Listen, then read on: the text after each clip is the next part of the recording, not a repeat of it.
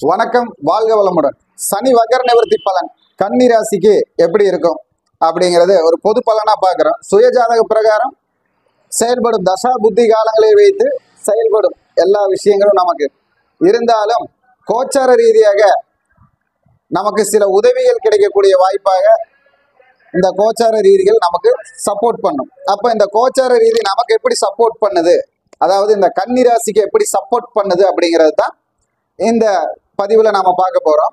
அப்போ கும்பராசிக்கு 8வது ராசி கன்னி ராசி, கன்னி ராசிக்கு 6வது ராசி கும்பராசி.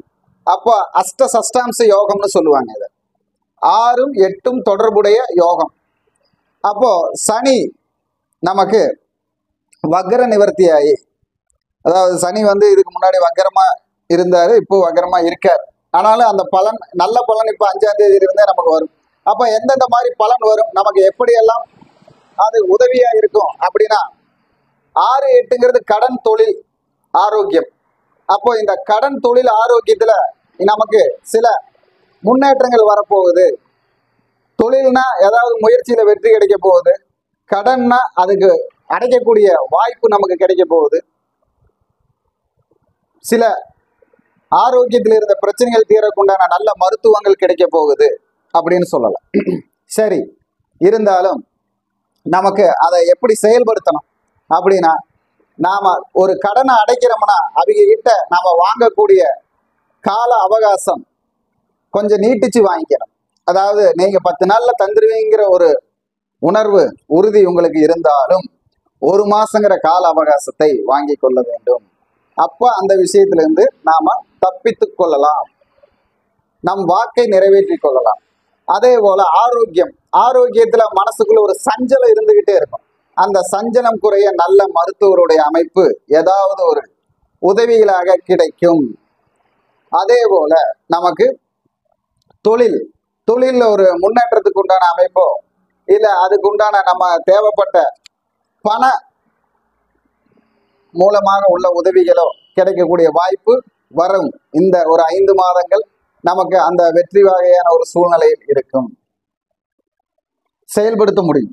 ஏன்னா இந்த ஒரு 6 மாசமா ஒரு ரொம்ப நம்ம சூழ்நிலையில தவிச்சிருப்போம்.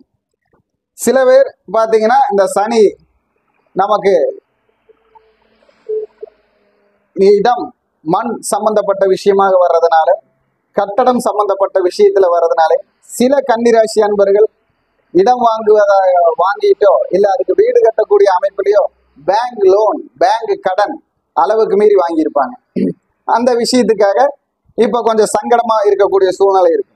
அதுவும் கூட தீரக்கூடிய வாய்ப்பு இந்த வக்கர நிவர்த்தியில இருந்து நமக்கு கிடைக்குது அப்படின்னு சொல்லலாம். அப்போ கன்னிராசிக்கு நாம் இந்த ஒரு 5 மாத காலங்கள் கவனமாக இருந்தால் கடந்து விடலாம், சொன்ன வாக்கை நிறைவேற்றி கொள்ளலாம், குடும்பத்தில் உள்ள சிக்கல்கள் கடந்து விடலாம், தீர்த்து விடலாம். அப்போ எல்லா விஷயத்திற்கும் ஒரு நல்லது நடக்கக்கூடிய காலமாக இந்த ஒரு 5 மாத காலங்கள் உங்களுக்கு நமக்கு சிறப்பாகவே இருக்கும். கன்னிராசிக்கு சில தடைகள் இருக்கும், அந்த தடைகளுக்கு சில பரிகாரங்கள் நம்மை அந்த தடைகளை கடக்க செய்யும். பரிகாரம் அப்போ என்ன மாதிரி பரிகாரத்தில் நம்ம கன்னிராசிக்கு செய்யலாம் அப்படின்னா, ஒரு தடவை மயிலாடுதுறை மயூரநாதர் சந்நிதியை தரிசனம் செய்து விட்டு வர வேண்டும். மயிலாடுதுறை மயூரநாதர் சந்நிதியும், திருத்தணி முருகன் வழிபாடும். அங்கே மயிலுக்கு பதிலாக பார்த்தீங்கன்னா யானை இருக்கும் முன்னாடி, முருகனுக்கு வாகனமாக. அப்போ அங்கே குருவும் சிறப்பாக செயல்பட்டு குருமுருகன் தரிசனமாக அங்க சிறப்பாக இருப்பார். அதே போல ஞானமும் விநாயகராகவும் நம்ம எடுத்துக்கலாம். கேதுவின் பாதிப்பும் குறைவாகும். கேது கண்ணிலேயே இருக்கார், அந்த கேதுவின் பாதிப்பும் குறைவாகும். யானையின் உருவும் கேதுவின் பாதிப்பை குறைவாக்கி தரும். அப்போ அந்த முன்னேற்றம், தடைகள் விலகும், வெற்றி தரும். மயிலாடுதுறை மயூரநாதன் தரிசனமும் நமக்கு திருத்தணி முருகன் தரிசனமும் சிறப்பை தரும். முயற்சி பண்ணுங்க, வெற்றி பெறுங்க. வணக்கம், வாழ்க வளமுடன்.